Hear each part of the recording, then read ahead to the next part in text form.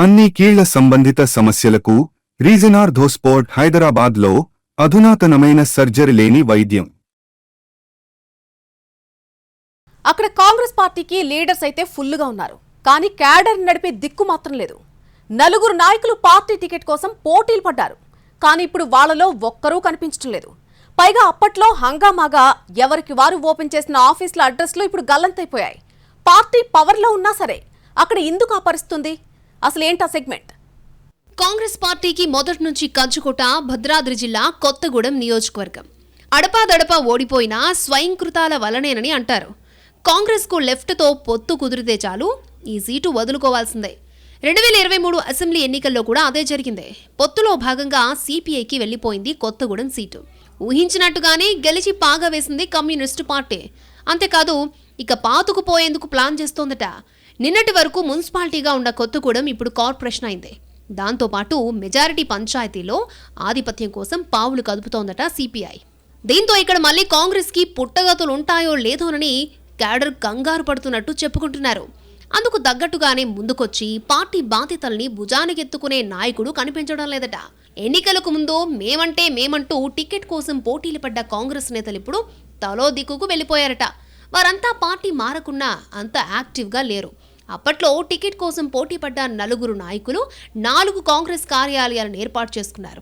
మాజీ MLC senior నేత పోట్ల Nageswararao Congress Kothagudem seat కోసం తీవ్రంగా ప్రయత్నించారు.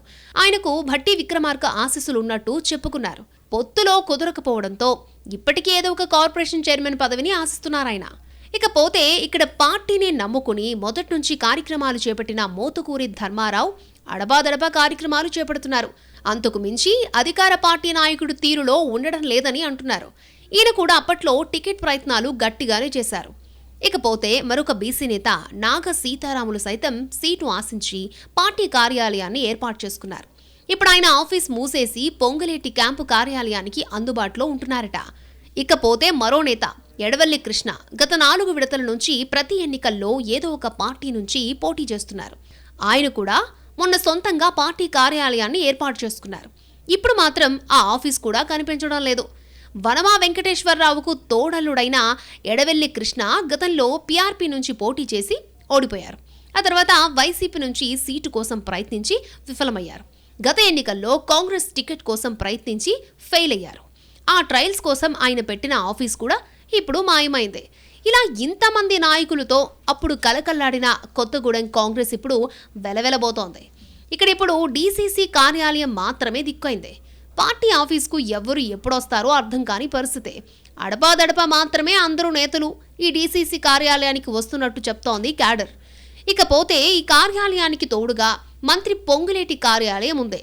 మంత్రి వచ్చిన సందర్భంగా నేతలొచ్చి పోతూ ఉంటారు. కొసమేరపు ఏంటంటే ఎన్నికల ముందు కలెక్టర్ కార్యాలయం ముందు బస్టాండ్ సెంటర్ దగ్గర ధర్నాలకు కాంగ్రెస్ పిలుపునిస్తే 4 టెంటులేసి నిరసన కార్యక్రమాలు చేసేవారు. కానీ ఇప్పుడు సిపిఐకి సీట్ ఇచ్చి గెలిపించిన తర్వాత ఆ కాస్త హడావిడి కూడా కనిపించడం లేదు.